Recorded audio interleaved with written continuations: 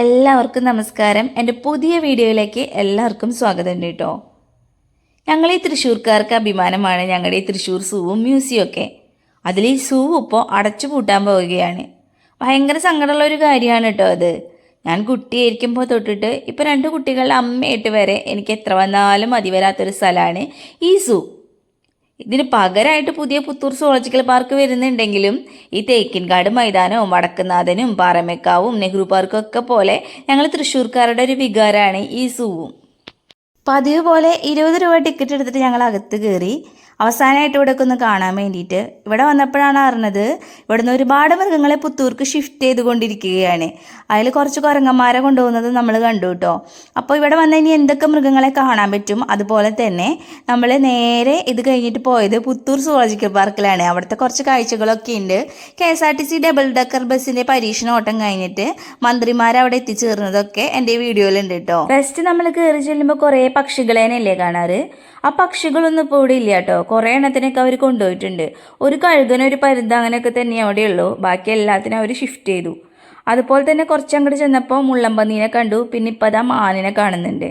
ഈ മാന് കുറേ എണ്ണത്തിന് അങ്ങോട്ട് കൊണ്ടുപോയി എന്നാണ് അറിഞ്ഞത്. എല്ലാവരെയും കൂടെ ഒന്നിച്ച് കൊണ്ടുപോകാണ്ട് ഓരോരോ ഘട്ടം ഘട്ടമായിട്ട് 5 എണ്ണത്തിന് 10 എണ്ണത്തിന് അങ്ങനെയൊക്കെ വെച്ച് കൊണ്ടുപോകാനാണ് ഇവർ പ്ലാൻ ഇട്ടിരിക്കുന്നത്. അപ്പോൾ ഇപ്പോൾ ഇവിടെ വന്നിട്ടുണ്ടെങ്കിൽ മാനിനെ കാണാൻ പറ്റൂ കേട്ടോ. 1885 തൃശ്ശൂരിൽ പ്രവർത്തനം ആരംഭിച്ച ഒരു സൂ ആണ് കേട്ടോ ഇത് തൃശ്ശൂർ ടൗണിൻ്റെ ഉള്ളിൽ തന്നെ 13.5 ഏക്കർ വിസ്തൃതിയിലാണ് സ്ഥിതി ചെയ്യുന്നത്. ഇന്ത്യയിലെ ഏറ്റവും പഴക്കം ചെന്ന മൃഗശാലകളിൽ ഒന്നുകൂടിയാണ് ഇത്. അങ്ങനെ ഇരിക്കെ കുറച്ച് നാൾ മുന്നേ ഇവിടെ ഒരു ചെക്കിങ്ങും കാര്യങ്ങളൊക്കെ വന്നപ്പോൾ ഇവിടുത്തെ മൃഗങ്ങൾക്ക് ഇവിടെ ആവശ്യത്തിനുള്ള സ്ഥലമില്ല എന്നുള്ളൊരു നിഗമനത്തിലെത്തി. കുറച്ചും കൂടെ എക്സ്പാൻഡ് ചെയ്യാന്ന് വെച്ചാൽ അതിനുള്ള സ്ഥലവും എവിടെയില്ല. അതുകൊണ്ടാണ് പുത്തൂർ സുവോളജിക്കൽ പാർക്കിൻ്റെ പണി തുടങ്ങിയതും അവിടെ ഇപ്പം അങ്ങനെ ഒരു യാഥാർത്ഥ്യം സത്യമായിരിക്കുന്നതും. കുട്ടിക്കാലത്താണെങ്കിലും ഇപ്പോഴാണെങ്കിലും ഈ പടികൾ കയറി ഇറങ്ങി മൃഗങ്ങളെ കാണാന്നുള്ളത് വളരെ രസകരമായിട്ടുള്ള ഒരു കാര്യമായിരുന്നു.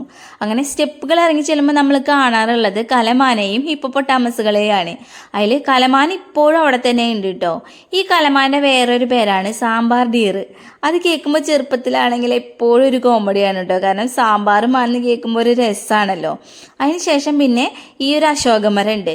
ഈ ഒരു അശോകമരം എപ്പോഴും ഓർമ്മയിൽ തങ്ങി നിൽക്കുന്നതാണ്. ഈ മരത്തിൻ്റെ തണലിൽ ഇരിക്കാത്തവരായിട്ട് ആരും ഉണ്ടാവില്ല. ഇതിന് ചുവട്ടിലൊരു ബെഞ്ച് ഉണ്ടായിരുന്നു. ആ ബെഞ്ച് ഇപ്പോൾ ഇവിടെ കാണാനില്ല. എങ്കിലും ഈ മരത്തിൻ്റെ തണൽ എപ്പോഴും ഒരു ആശ്വാസമുള്ളത് തന്നെ ആയിരുന്നു കേട്ടോ ഇവിടെ വരുമ്പോൾ. അതിനുശേഷം നമ്മൾ ഹിപ്പോനെ നോക്കാൻ പോയി. ഹിപ്പോപ്പൊട്ടാമസ് രശ്മിയും പോപ്പിയും അതിൽ അവരവിടെ കാണാണ്ടായപ്പോൾ ഞാൻ വിചാരിച്ചു അവരെ കൊണ്ടുപോയിട്ടുണ്ടാവുന്നേ. പക്ഷേ ഒന്നിനെ അവിടെ കണ്ടു കൂട്ടിൽ നിൽക്കുന്നുണ്ടായിരുന്നു. ഒന്നിനെ ചിലപ്പോൾ അവർ ഷിഫ്റ്റ് ചെയ്തിട്ടുണ്ടായിരിക്കാം. ഈ ഒന്ന് മാത്രമേ ഇപ്പോൾ അവിടെ ഉള്ളൂ. ഇനി നമ്മൾ വന്ന വഴിക്ക് തന്നെ തിരിച്ചു പോകണം. പോകുന്ന വഴിക്കാണ് ശ്രദ്ധിച്ചത് ഇവിടെ ഉണ്ടായിരുന്ന വലിയൊരു മരം കാണാനില്ല. അത് വീണ് പോയിരിക്കുന്നു. ആദ്യം ഇവിടെ നല്ല തണലും കാറ്റും ഒക്കെ ആയിരുന്നു കേട്ടോ. പിന്നെ അതിശയിപ്പിക്കുന്ന വേറൊന്നാണ് ഈ നാഗലിംഗ മരം. ഇതിൻ്റെ പൂവും കായൊക്കെ കാണാനായിട്ടൊരു പ്രത്യേകതയാണ്. ഇതിൻ്റെ തടിയുമ തന്നെയാണ് ഇതിൻ്റെ പൂവും കായൊക്കെ നിൽക്കുന്നത്. ഇതിൻ്റെ പൂവിനെ ഏതോ ഒരു ഫ്രൂട്ട് ചീഞ്ഞ മണമുണ്ട് കേട്ടോ. കുട്ടിക്കാലത്ത് ഇതിൻ്റെ ചുറ്റും നിറയെ പാമ്പുകൾ ഉണ്ടാകുക എന്നാണ് ഞങ്ങളൊക്കെ വിശ്വസിച്ചിരുന്നത്. ഈ സൂവിൻ്റെ വേറൊരു പ്രത്യേകതയാണിത്. ഈ സൂവിനകത്തെ ഒരുപാട് കാണാത്തതും കേൾക്കാത്തതുമായ ഒരുപാട് മരങ്ങളുണ്ട്. അതിൻ്റെ പേരൊക്കെ അതും എഴുതി ഒട്ടിച്ചിട്ടുമുണ്ട്. പിന്നീട് പോകുന്ന വഴിക്ക് ഇടത് ഭാഗത്തായിട്ട് നമുക്ക് കുട്ടികളുടെ പാർക്ക് കാണാം. ഈ പാർക്ക് ഈ അടുത്താണ് പണിതത്. ഇവിടെ വരുന്ന കുട്ടികൾക്ക് ഒരുപാട് സന്തോഷവും ആനന്ദമൊക്കെ നൽകുന്നതായിരുന്നു ഈ പാർക്ക്. അതിൻ്റെ അടുത്ത് തന്നെയാണ് ഈ കുളം. ഈ കുളം ഒരുപാട് കാലപ്പഴക്കമുള്ള ഒന്നാണ്. ഇതിൻ്റെ ഉള്ളിലാണ് നമ്മുടെ ചീങ്കണ്ണി സാറുള്ളത്. എപ്പോഴും ആളെ കാണാനൊന്നും പറ്റില്ല. ഭാഗ്യമുള്ളവർക്ക് ഇവിടെ വരുമ്പോൾ ഈ ചീങ്കണ്ണീനെ ഇതിൻ്റെ ഉള്ളിൽ കാണാൻ പറ്റുള്ളൂ കേട്ടോ. അങ്ങനെ സൂക്ഷിച്ചു നോക്കിയപ്പോൾ ഞങ്ങളും കണ്ടു കേട്ടോ ചീങ്കണ്ണീനെ. ഈ ആളെ അപ്പം തന്നെ കാണാതാവുകയും ചെയ്യും കേട്ടോ. ഞാൻ ആലോചിക്കുന്നത് എങ്ങനെയാണ് ഈ ചീങ്കണ്ണീനെയൊക്കെ പിടിച്ചിട്ട് പുത്തൂർ സുവോളജിക്കൽ പാർക്കിലേക്ക് മാറ്റാൻ പോകുന്നത് എന്നാണ്. പിന്നീട് ഇവിടെ നിന്ന് അങ്ങോട്ട് വിശാലമായിട്ടുള്ള ഈ സ്ഥലമാണ്. ഈ ബെഞ്ചുമൊക്കെ ഇരിക്കാനായിട്ട് പണ്ട് ഒരുപാട് ആൾക്കാരുണ്ടാവാറുണ്ട്. ഇപ്പം ആളുകളുടെ എണ്ണം കുറവാണ്. കൂട്ടത്തിൽ ഇവിടുത്തെ പ്രൗഢിയും കുറഞ്ഞു വരികയാണ് കേട്ടോ. കണ്ടില്ലേ, ഈ കൂട്ടിനുള്ളിൽ നിറയെ പക്ഷികളായിരുന്നു. അതിനൊക്കെ ഒരുപാട് പുത്തൂർ സുവോളജിക്കൽ പാർക്കിലേക്ക് മാറ്റിയിട്ടുണ്ട് കേട്ടോ. ഞങ്ങൾ അവിടെ പോയപ്പോൾ കണ്ടിരുന്നു. പിന്നെ ഇപ്പുറത്തുള്ള ഈ കൂട്ടിലെ മാനുകൾ തന്നെയാണ്. പുള്ളിമാനാണുള്ളത്. കുറേ മാനുകളൊക്കെ പുത്തൂർ സുവോളജിക്കൽ പാർക്കിലേക്ക് മാറ്റിയിട്ടുമുണ്ട്. കൊച്ചിയിലെ രാജാക്കന്മാരൊക്കെ പണ്ട് ഉപയോഗിച്ചിരുന്ന വഞ്ചികളൊക്കെ ഇവിടെ വരുന്നവർക്ക് കാണാനായിട്ട് ഇവിടെ ഇതുപോലെ സൂക്ഷിച്ചു വെച്ചിട്ടുണ്ട്.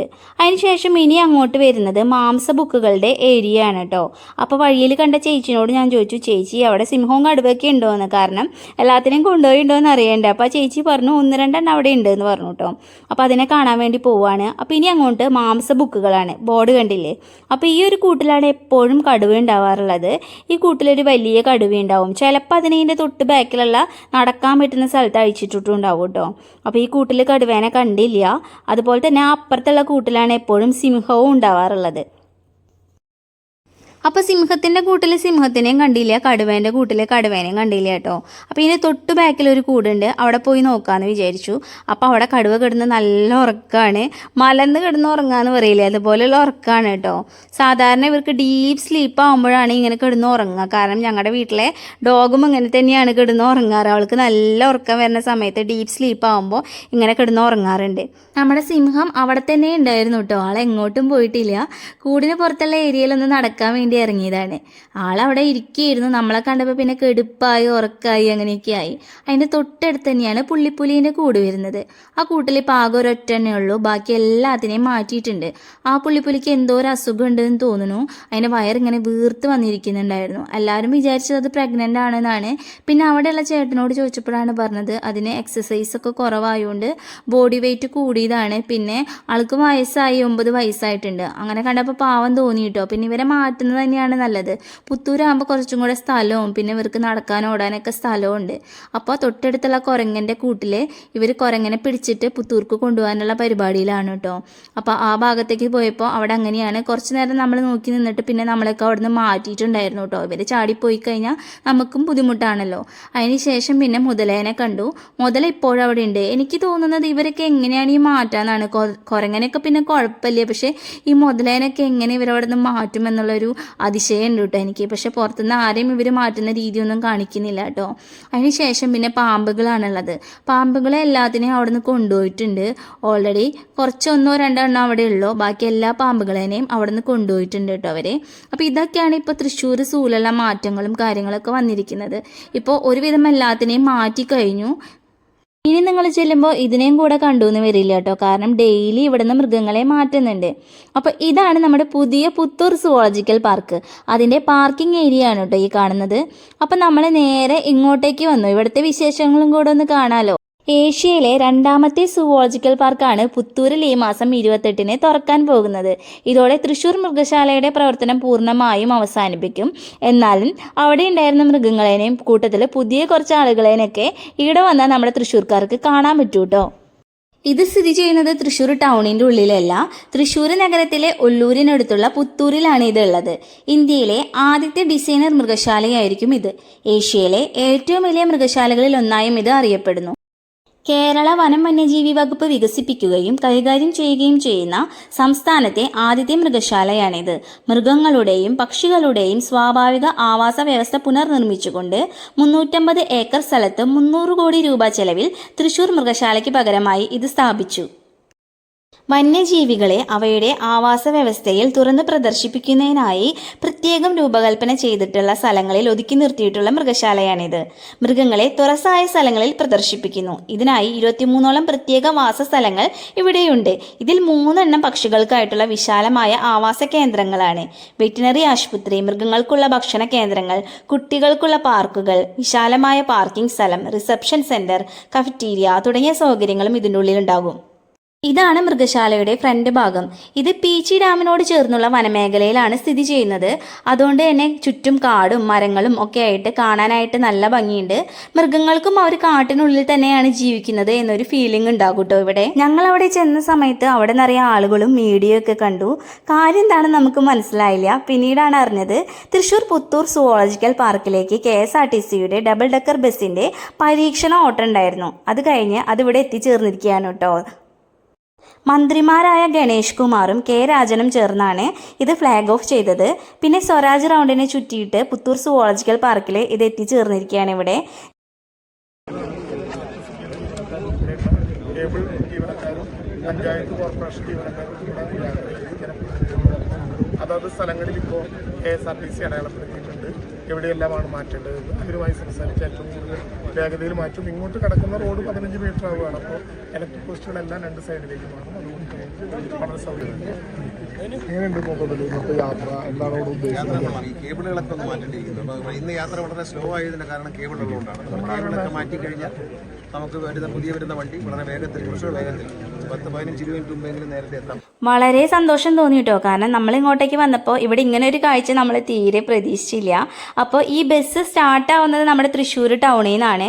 അതുപോലെ തന്നെ അത് നേരെ ഇവിടെ വന്ന് ഇറങ്ങി യാത്രക്കാരെ ഇവിടെ ഇതൊക്കെ കാണിച്ചിട്ട് നേരെ തൃശ്ശൂർക്ക് തന്നെ പോകും എന്നാണ് ഇതിൻ്റെ ആശയം കേട്ടോ. ഈ ബസ്സിൽ കണ്ടക്ടർ ഉണ്ടാകില്ല. നിശ്ചിത ഫീസ് അടച്ചാൽ പാർക്ക് മുഴുവനും ചുറ്റി കാണിക്കാൻ കഴിയുന്ന തരത്തിലാണ് ഇതിൻ്റെ സംവിധാനം. 1.5 കോടി രൂപയുടെ ഇലക്ട്രിക് ഡബിൾ ഡെക്കർ ബസ്സാണ് തൃശ്ശൂർക്ക് ഇതിന് വേണ്ടിയിട്ട് അനുവദിക്കുന്നത് കേട്ടോ. തൃശ്ശൂർ നഗരത്തിൽ നിന്ന് യാത്ര ആരംഭിച്ചിട്ട് സ്വരാജ് റൗണ്ടൊക്കെ ചുറ്റി പുത്തൂർ സുവോളജിക്കൽ പാർക്കിനുള്ളിൽ ചുറ്റി നഗരത്തിൽ സമാപിക്കുന്ന രീതിയിലായിരിക്കും ഈ യാത്ര വരുന്നത്. മുകളിൽ വിശാലമായ കാഴ്ചകൾ ഉറപ്പാക്കുന്ന തരത്തിലുള്ള ബസ്സിൽ 63 സീറ്റുകളാണ് കേട്ടുള്ളത്. താഴെ 24 സീറ്റുകളുണ്ടെങ്കിലും അവിടെ ഇരിക്കാൻ ആർക്കും വലിയ താല്പര്യമൊന്നും ഉണ്ടാവില്ല. എല്ലാവർക്കും മേലെ പോയി ഇരിക്കാനാവും താല്പര്യം. കാരണം കൂടുതൽ കാഴ്ച അവിടെ ഇരുന്നാൽ കാണാമല്ലോ.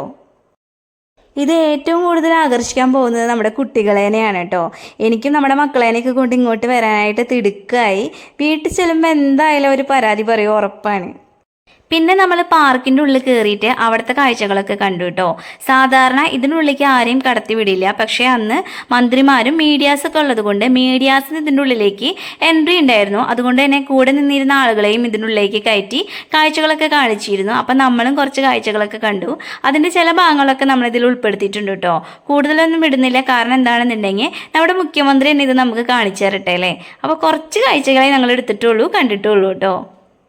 പുത്തൂരിൽ ഇപ്പോൾ 9 കടുവകൾ, 4 പുലികൾ എന്നിവയടക്കം 200-ൽ പരം ജീവികളെ പാർപ്പിക്കുന്നുണ്ട്. 2 വർഷം മുമ്പ് ജനവാസ കേന്ദ്രങ്ങളിൽ നിന്ന് എത്തിച്ച കടുവകളും ഇക്കൂട്ടത്തിലുണ്ട് കേട്ടോ. ഇവയെ പാർക്കിലെ ആവാസ കേന്ദ്രങ്ങളിലേക്ക് തുറന്നു വിടേണ്ട സമയമാണ്. അതുകൊണ്ട് ഇങ്ങോട്ടേക്ക് ഇപ്പോൾ ആരും കടത്തി വിടാറില്ല. മീഡിയാസിനെ പോലും ഒരുപാട് സ്ഥലങ്ങളിലേക്കൊന്നും കയറ്റി വിട്ടിട്ടില്ല. നമുക്ക് ജസ്റ്റ് ഈ പുറത്തുള്ള കാര്യങ്ങളൊക്കെ കാണാമെന്നേ ഉള്ളൂ. തൃശ്ശൂരിൽ നിന്ന് പുലി, കടുവ, ഒട്ടകപക്ഷി, എമു, 60 മാനുകൾ, മയിലുകൾ, വർണ്ണപക്ഷികൾ, കാട്ടുപോത്ത് എന്നിവയെ പുത്തൂരിലേക്ക് മാറ്റിയിട്ടുണ്ടെന്ന് അറിയുന്നു. ഒക്ടോബർ 28-ന് മുഖ്യമന്ത്രി ഇത് തുറന്നു കൊടുത്താലും ഒറ്റയടിക്കൊന്നും എല്ലാ ആൾക്കാരെയും ഇതിനുള്ളിലേക്ക് കയറ്റി വിടില്ല കേട്ടോ. കാരണം ഈ മൃഗങ്ങളെയൊക്കെ പ്രത്യേക ആവാസ വ്യവസ്ഥയിൽ കൊണ്ടിട്ടിരിക്കുകയാണ്. അപ്പോൾ അവർക്ക് ഇതുമായിട്ട് പൊരുത്തപ്പെടാനുള്ള ഒരു സമയം വേണം. അതുകൊണ്ട് തന്നെ ആദ്യഘട്ടത്തിൽ സ്കൂളുകൾ, കോളേജുകൾ, അതുപോലെ തന്നെ റെസിഡൻസ് അസോസിയേഷനുകൾ, ഓഫീസുകൾ, അങ്ങനെ കുറച്ച് ഘട്ടം ഘട്ടമായിട്ട് വളരെ കുറച്ച് ആളുകളെ മാത്രമേ ഇതിലേക്ക് കയറ്റുള്ളൂ. പ്രത്യേക പാസ് ഏർപ്പെടുത്തിയിട്ട് ഇത്ര നമ്പർ ആളുകൾ എന്ന രീതിയിലായിരിക്കും കയറ്റിവിടുക. അതിനുശേഷം ജനുവരിയോടുകൂടെ എല്ലാ ജനങ്ങൾക്കും ഇത് തുറന്നു കൊടുക്കാനാണ് തീരുമാനിച്ചിട്ടുള്ളത് കേട്ടോ. ജനുവരിയിൽ അപ്പോൾ ഇത് പൊതുജനങ്ങൾക്ക് തുറന്നു കൊടുക്കുന്നതിന് മുമ്പായിട്ട് മൃഗങ്ങൾക്ക് അതത് ആവാസ വ്യവസ്ഥയുമായി പൊരുത്തപ്പെടാനാകുമെന്ന് വിശ്വസിക്കുന്നു. വിദേശ രാജ്യങ്ങളിൽ നിന്നും തമിഴ്നാട്, കർണാടക എന്നീ സംസ്ഥാനങ്ങളിൽ നിന്നുമെല്ലാം മൃഗങ്ങളെ പുത്തൂരിലേക്ക് എത്തിക്കുന്ന നടപടികളും ഈ മാസം നടക്കുന്നുണ്ട്. അപ്പോൾ അതുകൊണ്ട് തന്നെ ജിറാഫ്, സീബ്ര എന്നിവയൊക്കെ കൊണ്ടുവരുന്നതാണ് കേട്ടത്. ഇതിനുള്ളിൽ ഒരു സഫാരി പാർക്ക് ഉണ്ടാവും കേട്ടോ. അതായത് നമ്മൾ വണ്ടിയിൽ പോകുമ്പോൾ നമ്മുടെ ചുറ്റും മൃഗങ്ങൾ, അത് രസമല്ലേ. അതുപോലെ തന്നെ ഹോളോഗ്രാം സൂ, പെറ്റിംഗ് സൂ എന്നിവയും ഉണ്ടാകും കേട്ടോ. പെറ്റിംഗ് സൂ എന്ന് ഉദ്ദേശിക്കുന്നത് ഇപ്പോൾ പെറ്റ് ആനിമൽസിനോടാണ് നമ്മുടെ കുട്ടികൾക്കൊക്കെ വളരെ പ്രിയല്ലേ. അപ്പോൾ അങ്ങനത്തെ സൂകൾ ഉണ്ട് ഇപ്പോൾ പുറത്ത് കുറേ രാജ്യങ്ങൾ. അതുപോലെ തന്നെ ഇവിടെയും തുടങ്ങാനാണ് തീരുമാനിച്ചിരിക്കുന്നത്. നമ്മൾ പെറ്റായി വളർത്തുന്ന ബേഡ്സ്, അതുപോലെ തന്നെ കടിക്കാത്ത ചില സ്നേക്കുകൾ, പിന്നെ അങ്ങനെയുള്ള കുറച്ച് കാര്യങ്ങളൊക്കെ ഉണ്ടല്ലോ. അതിനെ നമ്മൾ താലോലിക്കാനൊക്കെ പറ്റുന്ന ചില സൂകളൊക്കെ ഉണ്ടല്ലോ. അങ്ങനത്തെ ഒരു കാര്യം കൂടെ ഇവിടെ ഉണ്ടാവുമെന്നാണ് പറയണത് കേട്ടോ.